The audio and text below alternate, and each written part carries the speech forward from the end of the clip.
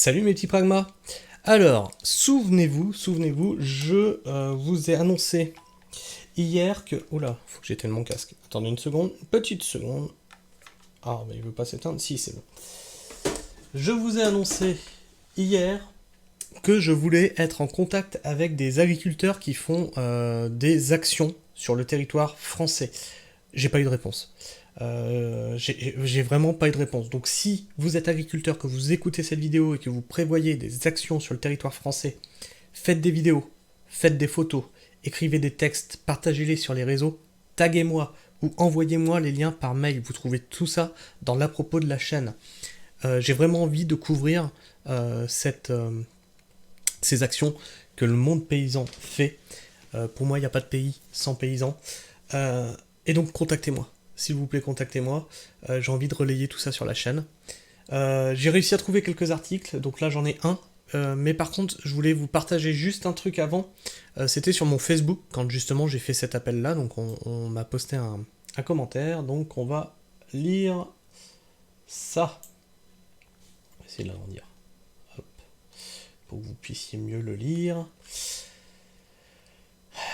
L'ASP de Châlons en Champagne a procédé à de nombreux contrôles d'agriculteurs courant fin novembre-décembre 2023. Le contrôleur reproche que les champs ne sont pas ensemencés en temps et en heure. Ils sont contrôlés pour ensemencer leurs champs. Donc tout ça c'est pareil, hein. Il y a la très bonne chaîne de Sam, agriculteur indépendant. Allez vous abonner si vous ne connaissez pas, qui explique toutes ces décisions qui sont prises hors sol et qui explique pourquoi.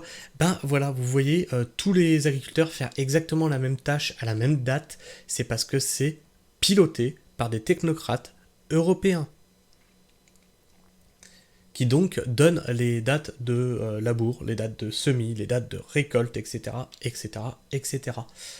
Et donc on a des agriculteurs qui font que obéir à des personnes qui ne connaissent encore une fois rien à la campagne, hein, comme pour les crues, c'est juste du grand délire.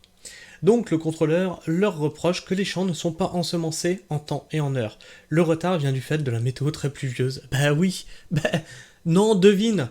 Mais c'est ça, quand on est juste un gras de papier, on comprend pas ça. Il faut travailler avec le sol, il faut travailler avec le vivant.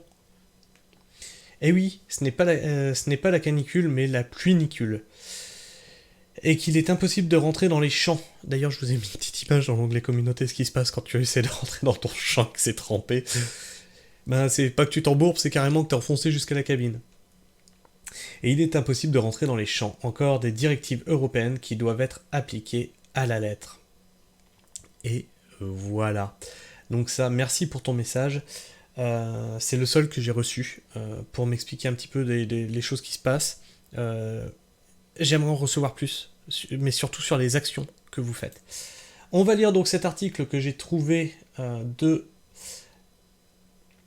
d'actions qui sont faites sur le territoire français. Attendez, je passe pour vérifier que l'audio s'enregistre bien et la vidéo aussi. Donc ça c'est bon. Travaux sur la RN25 vers Beauval, les agriculteurs protestent contre l'aménagement et demandent qu'on écoute le bon sens paysan. Et donc ça, c'est tout frais. Ce jeudi 4 janvier, les agriculteurs ont exprimé leur opposition au futur aménagement routier prévu. Hop là, faut que je vous décale, vous n'allez pas le voir sinon.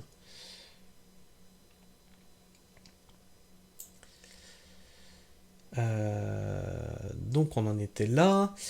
Ils ont protesté contre le projet d'artificialisation de 2,6 hectares de terres agricoles en réalisant un barrage filtrant. Ce qu'on veut, c'est qu'on écoute un peu le bon sens paysan, exprime Patrick Legras, l'exploitant agricole. S'il évoque le fait que les paysans ne sont pas contre les travaux de sécurisation, c'est le type d'aménagement qui est contesté.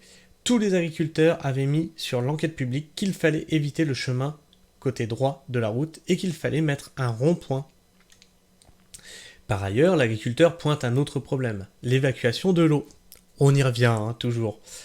Aujourd'hui, l'agrandissement de la route va faire qu'on va avoir encore plus d'eau à gérer. On a une fin de non-recevoir, on nous dit que tout est géré. Ah ben on voit, hein, quand l'État, quand les technocrates, hein, quand les mecs en costard-cravate gèrent quelque chose, on voit comment ça se passe. Hein. On nous dit que tout est géré jusqu'au début de la route. Après, ce n'est plus le problème de la DRIL, la direction régionale de l'environnement, de l'aménagement et du logement, raconte-t-il.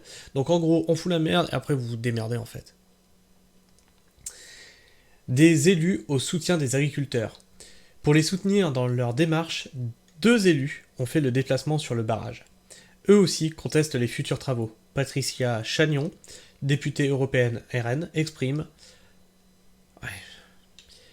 Là aussi, alors... Ils sont en campagne pour les européennes. Ils sont juste en campagne. Ça se passerait hors des élections. On les verrait pas en fait.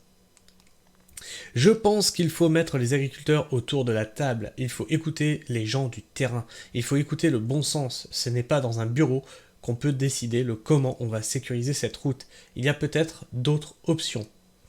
Pour Laurent Saumon, sénateur LR de la Somme, la priorité de la sécurisation de la RN25 ne doit pas se situer sur ce secteur. On n'a encore rien fait sur les aménagements des villes traversées, que ce soit Villers-Bocage, que ce soit Talmas, que ce soit Beauval, rien n'a encore été fait pour assurer la sécurisation des traversées de villages qui paraît quand même importante, puisque le flux de véhicules vient en grande partie aussi de ces villages. La préfecture défend un projet accepté par toutes les parties. Les travaux prévus se font dans le cadre d'une sécurisation d'une route les plus accidentogènes du département. Emmanuel Moulard, le secrétaire général de la préfecture de la Somme, assure qu'il y a eu une concertation et un accord sur l'aménagement à effectuer. Alors apparemment les agriculteurs ne sont pas d'accord, donc concertation avec qui à ce moment-là? Il y a eu une visite sur le terrain, et au terme de cette visite, nous avons pu proposer une évolution de l'aménagement. Il y a eu de nouveau une rencontre avec les représentants des exploitants agricoles. Coucou la FNSEA. C'est pas... Il y a eu de nouveau une rencontre avec les représentants des exploitants agricoles. C'est un syndicat. Et au terme de cette réunion, il est apparu que l'aménagement proposé par les services de l'État, puisqu'il y avait eu une alerte sur le sujet, donnait satisfaction. La sécurisation de la route prévoit l'artificialisation de 2,6 hectares de terres agricoles. Bon bah c'est 2,6 hectares de moins à produire de la nourriture. Donc voilà, c'est tout ce que j'ai pu trouver sur les actions qui sont menées par les agriculteurs en ce moment en France. Si vous êtes en contact avec des agriculteurs, dites-leur que j'ai envie de parler de ce qu'ils font. Partagez ça. Passez le mot, franchement, passez le mot. Hein. J'ai partagé sur tous mes réseaux, sur Twitter, sur partout. Facebook, partout. Je peux pas faire plus. Il faut juste que vous passiez le mot maintenant. En tout cas, si vous aimez ce que je fais, n'hésitez pas à mettre un like. Si vous aimez pas, mettez-moi un dislike, ou si ma personne vous débecte. Si vous êtes encore là en fin de vidéo, on a vu que 85% des viewers, alors vous venez regarder la chaîne, et pourtant vous n'êtes pas abonné. Alors n'hésitez pas à vous abonner, à activer la petite cloche, ça vous coûte rien, puis moi ça me fait plaisir. En tout cas, je vous fais la bise, prenez soin du sol, et restez pragmatique. Ciao.